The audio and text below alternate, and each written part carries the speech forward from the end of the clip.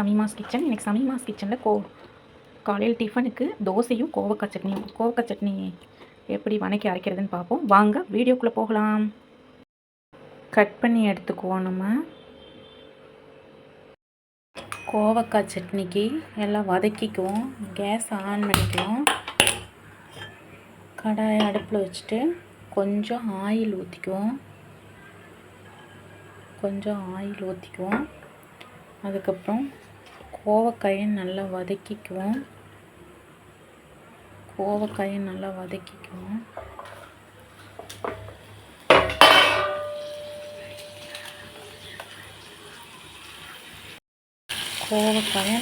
வதக்கி எடுத்துக்குவோம். லைட்டாக உப்பு போட்டு வதக்குவோம்.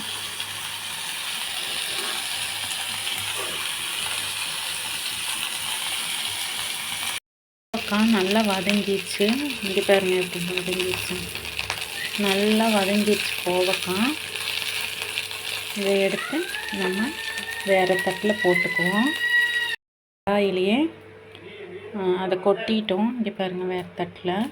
அதுக்கப்புறம் அந்த கடாயிலே கொஞ்சம் ஆயில் ஊற்றிக்குவோம்.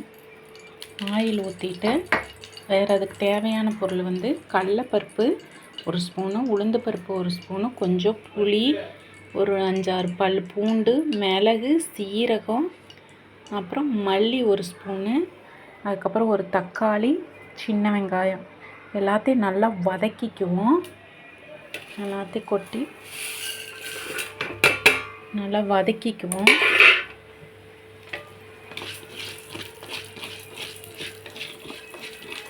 வரமிளகா 2 போட்டுக்குவோம். 2 வரமிளகா போட்டுக்குவோம். அதுக்கப்புறம் ஒரு தக்காளி போட்டுக்குவோம். அதுக்கப்புறம் சின்ன வெங்காயம் ஒரு 10 பல் சின்ன வெங்காயம் உளிச்சதை போட்டுக்குவோம்.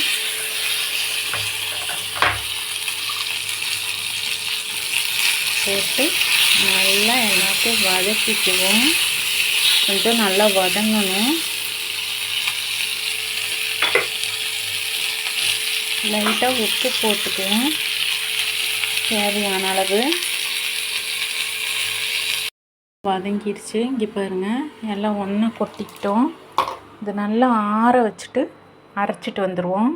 அரைச்சிட்டு வந்ததுக்கப்புறம் பார்ப்போம்.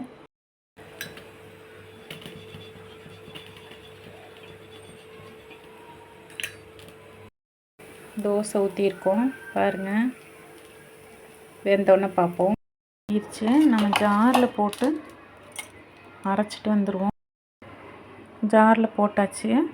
அரைச்சிட்டு வந்துடுவோம். நல்லா சட்னி அரைச்சிட்டு வந்தாச்சு. இங்கே பாருங்கள் ரொம்ப வலுவலுன்னு இருக்கக்கூடாது. இந்த மாதிரி இருந்தால் தான் டேஸ்ட்டு நல்லாயிருக்கும். இதை ஒரு தாளிப்பு கொடுத்துக்குவோம். தாளித்து கொட்டிடுவோம். தாளித்து கொட்டியாச்சு. தோசையும் சுட்டாச்சு. சட்னி நல்லா கலந்து விட்டுட்டு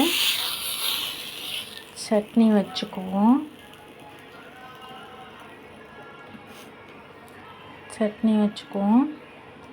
வாங்க கோவக்காய் சட்னியும் தோசையும் எங்கள் வீட்டில் காலையில் டிஃபனு சாப்பிட்லாம்.